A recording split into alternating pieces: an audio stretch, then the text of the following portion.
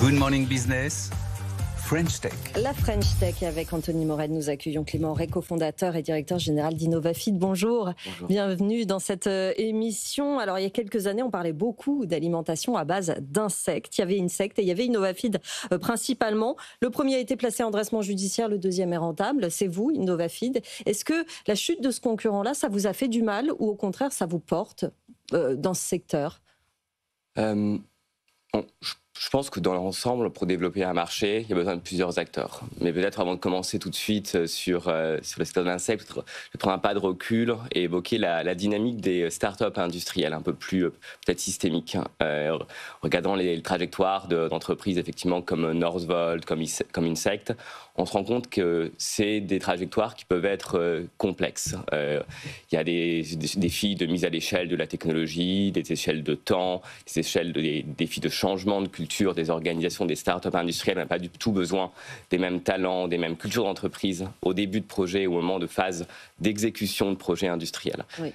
En même temps, je pense que cette dynamique est extrêmement importante parce que si on regarde les chiffres, au cours des 3 dernières années, plus d'un tiers des usines ouvertes en France ont été ouvertes par des startups industrielles.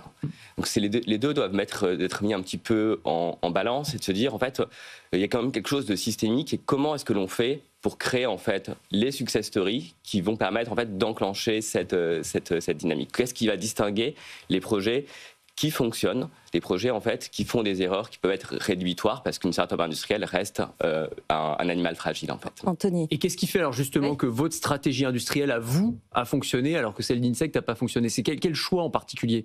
Je pense qu'il y a différents paramètres. Il y a un paramètre qui est très important, c'est le rythme de développement.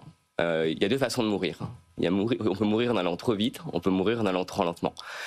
Si on va trop lentement, on se fait dépasser. Les clients, les investisseurs, les partenaires industriels privilégient des concurrents. Si on va trop vite dans la mise à l'échelle, on peut faire des erreurs industrielles, on peut prendre des risques, faire des investissements qui vont se révéler rédhibitoires et fatals dans le futur. Aujourd'hui, votre plus gros marché, c'est quoi ? C'est l'aquaculture, par exemple, c'est ça ? C'est des insectes, donc c'est des mouches soldats noirs, ça, que vous vendez en fait à des industriels de l'agroalimentaire pour les animaux, c'est ça ? Exactement. Donc c'est essentiellement de la protéine d'insectes, qui est utilisée pour nourrir des saumons, des truites, mais aussi des chiens et des chats. Le marché des chiens et des chats, c'est-à-dire du pet food, représente à peu près les mêmes volumes que l'aquaculture aujourd'hui.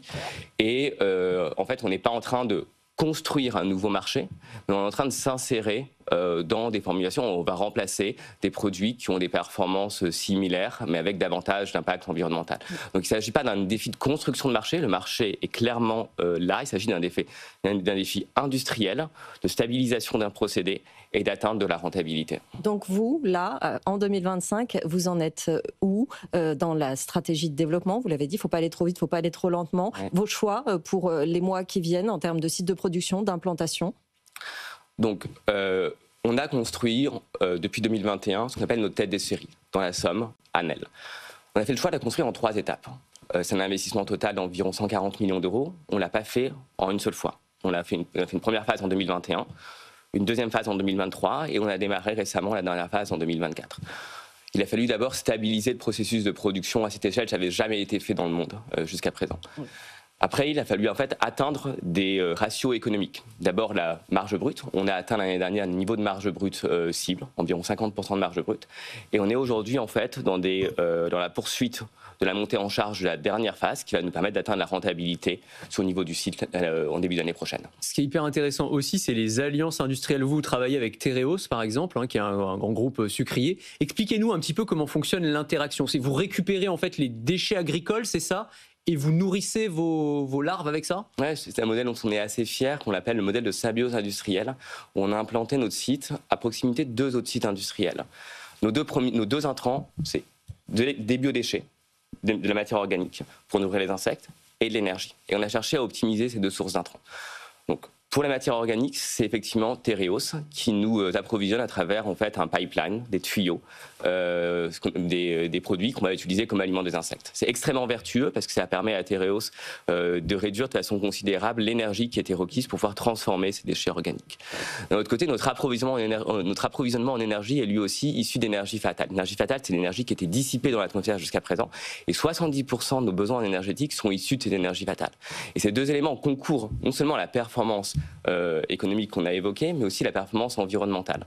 Ce qu'on fait tous les mois, c'est qu'on regarde quelle a été l'intensité carbone d'une tonne de protéines. On la compare aux ingrédients qu'on remplace. Et depuis l'année dernière, on est aussi sensiblement meilleur dans les faits, avec les performances actuelles, que tous les ingrédients qu'on remplace. Non seulement en termes de biodiversité, mais aussi en termes de performance carbone. Et ça, c'est une grande source de fierté. Très très vite, vous êtes exposé aux États-Unis. Est-ce que l'ambiance, la guerre commerciale actuelle, ça vous inquiète? Il y a déjà des conséquences ou pas vraiment? Je ne sais pas quelles ont été les nouvelles annonces de ce matin, ça change tous les jours. Oui, Écoutez, on regarde les choses, vous savez qu'on a un projet aux États-Unis. C'est une source d'instabilité. Après, je pense qu'on se situe aussi un peu dans le temps long. Et je pense que c'était un peu trop tôt pour tirer des conclusions aujourd'hui. Merci beaucoup Clément Rey d'être venu nous voir, cofondateur et directeur général d'Innovafeed, basé dans la Somme, dans la French Tech.